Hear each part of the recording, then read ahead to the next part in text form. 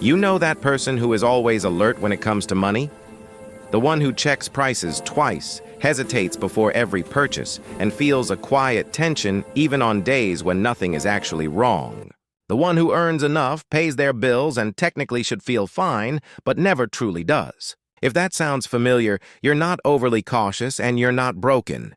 You're living in what psychology would call financial survival mode. Today, we're breaking down the mindset of people who stay in constant financial vigilance, even when there is no real danger anymore. Here's the core of it. For people in survival mode, money is not just a tool, it's a threat detection system. If you grew up in an environment where resources were unstable, where money problems created emotional chaos, or where security depended on constant effort, your nervous system adapted. It learned that safety requires vigilance, that if you stop paying attention, something bad will happen. Even if your external circumstances improve later in life, the internal system doesn't automatically update. It keeps operating as if the danger is still present. Psychologists often describe this as a form of learned hypervigilance.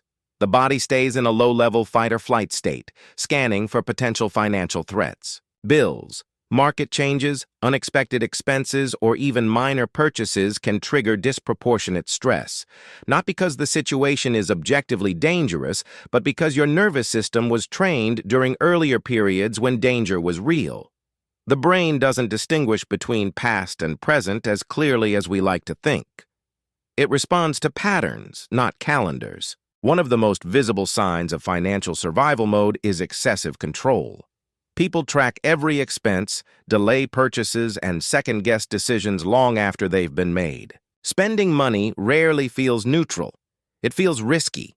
Even buying something necessary can trigger guilt, tension, or self-criticism. Control becomes the main coping mechanism. Staying tight feels safer than relaxing. Tension feels productive.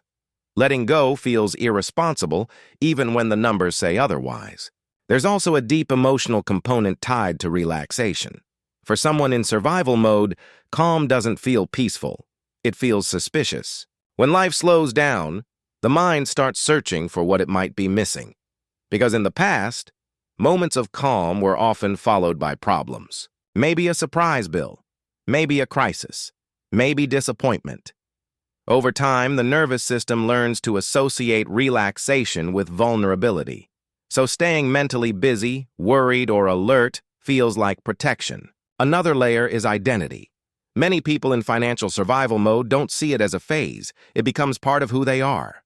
They describe themselves as responsible, cautious, realistic. And often that's true. Survival mode creates people who are capable, disciplined, and highly prepared. But it also traps them in a narrow emotional range. Joy becomes delayed. Enjoyment feels earned only after every possible risk is accounted for. And since risks never fully disappear, rest keeps getting postponed. What's rarely acknowledged is how exhausting this state is. Living in constant vigilance drains mental and emotional energy. The mind never fully shuts off. There's always another scenario to consider, another future problem to prepare for. Even moments of success feel temporary. Relief arrives briefly, then fades. The baseline returns to alertness. Over time, this can lead to chronic stress, anxiety, and a persistent feeling that life is happening somewhere else, while you're just managing it. Society often reinforces this mindset. We praise hustle, discipline, and financial caution. We celebrate people who are always prepared and rarely talk about the psychological cost of never feeling safe enough to relax. Financial survival mode is often mistaken for maturity. But maturity isn't living in fear of collapse. It's knowing when vigilance is necessary and when it's no longer serving you. The difficult part is that survival mode once had a purpose. It kept you afloat. It protected you during real instability. The problem is that the nervous system doesn't know when to let go on its own. It needs consistent evidence of safety over time. Not just good months, not just a stable income, but repeated experiences where nothing goes wrong even when you're not watching closely. That's how trust is rebuilt, slowly and unevenly. For some people, survival mode softens as life becomes predictable. For others, it becomes a permanent lens through which everything is evaluated. Money stops being about living and becomes about preventing disaster.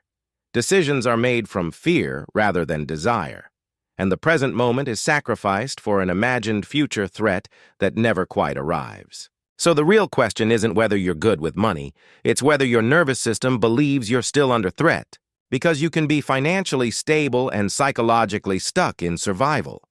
If you recognize yourself in this pattern, you're not failing. You adapted to what you had to survive. But understanding that difference is the first step toward learning how to live instead of constantly preparing. Tell me, do you feel like you're managing money or like money is managing you? And if this hit closer than you expected, the next video goes even deeper into patterns most people never stop to question. Click it. You'll see exactly what's been driving you all along.